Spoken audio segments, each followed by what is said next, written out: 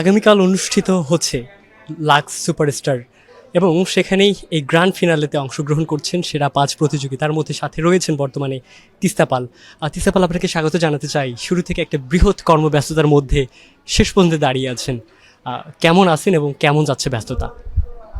দীর্ঘ প্রায় 8 মাস হয়ে গেছে আমরা লাক্স সুপারস্টার জার্নিতে আছি। টপ 12, টপ 8, তারপর অনেক যুদ্ধের পর টপ 5 এবং এই অন্তিম মুহূর্তে এসে আগামীকালকে ফাইনাল। নার্ভাস ফিল করছি খুব, তবে আমি চেষ্টা করছি আমার সর্বোচ্চটা দেওয়ার, সর্বোচ্চটা, এবং জাজেসরা তো অবশ্যই আছেন। আমি আমার সর্বোচ্চটা দিয়ে পারফর্ম করব, নিজের প্রতিটা জিনিস ইনঅ্যাক্ট করব। বাকিটা জাজেসরা জানেন, চেষ্টা করবো, আমি আমার বেস্টটা দেবো। 200-র বেশি সার্ভিস ও ফিচারে লেনদেনের সব বিকাশ অ্যাপে সম্ভব। তিস্তা পাল, আপনার মূলত এলাকা কোনটি ছিল? আপনি কোন এলাকার মেয়ে এবং আসলে সেই এলাকা থেকে আপনার দর্শক মহল বা ভক্তরা সাপোর্ট কেমন করছে? আমার রুট হচ্ছে খুলনা, আমার বাবা খুলনা, কিন্তু কখনো খুলনা আসলে যাওয়া হয়নি। ঢাকাতেই জন্ম, ঢাকাতেই বড়। সেখান থেকে যখন আমরা রোড শোতে গিয়েছি তখন ঢাকাতেও মানে খুব ভালো একটা ফ্যান বেস পেয়েছি। তারা এসে ছবি তুলছিল, আমাকে চিনতে পারছিল। চিটাগং যখন গিয়েছি তখনও মানে পেয়েছি ভালোই তারা। দর্শক, আমরা একটা বিষয় হঠাৎ করেই আমরা দেখি যে সোশ্যাল মিডিয়া জুড়ে একটা আলোচনা, সেটি হচ্ছে এই ট্রফিটা মিসিং, কে যেন নিয়ে গেছে এবং সেটা নিয়ে অনেক বেশি কৌতূহল কাজ করছে। ট্রফিটা আপনার ঘরে আছে কিনা, কি মনে করছেন আপনি? এর সাথে আপনি জড়িত? দেখতে হলে গ্র্যান্ড ফিনালে দেখতে হবে, জানতে হলে আর কি। অবশ্যই বললাম যে আমি আমার সর্বোচ্চ চেষ্টাটা করব, সর্বোচ্চটা দেব আগামীকালকে গ্র্যান্ড ফিনালে। নার্ভাসনেস তো অবশ্যই কাজ করছে, কিন্তু আমি আমার বেস্টটা দেওয়ার চেষ্টা করব, বাকিটা জাজেসদের হাতে। তিস্তা পাল, একটু আপনার শুরুর গল্পটা জানতে চাই।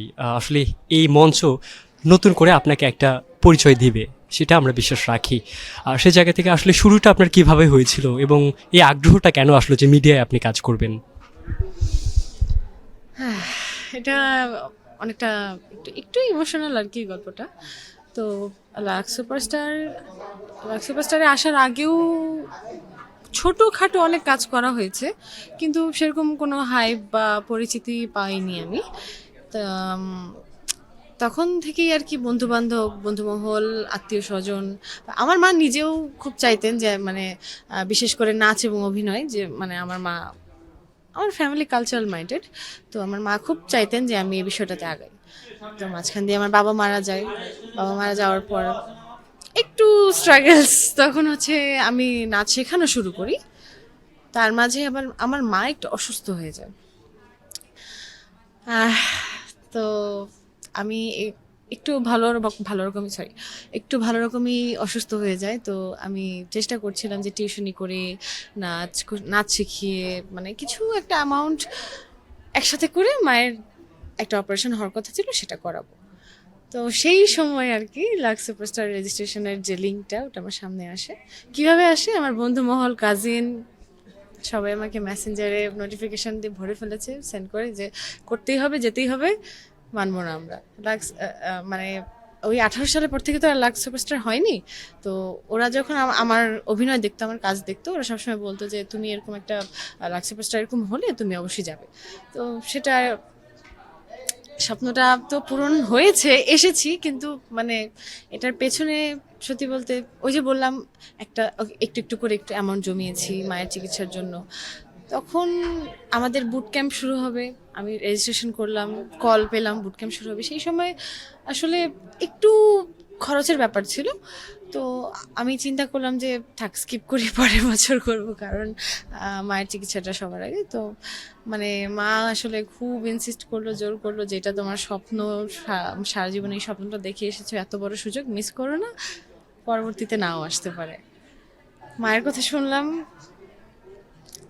মা এখন অনেকটা সুস্থ আছেন, আর মায়ের কথা শুনেছি বিধায় হয়তো আজকে এখন সেরা 5-এর মধ্যে আছি, এবং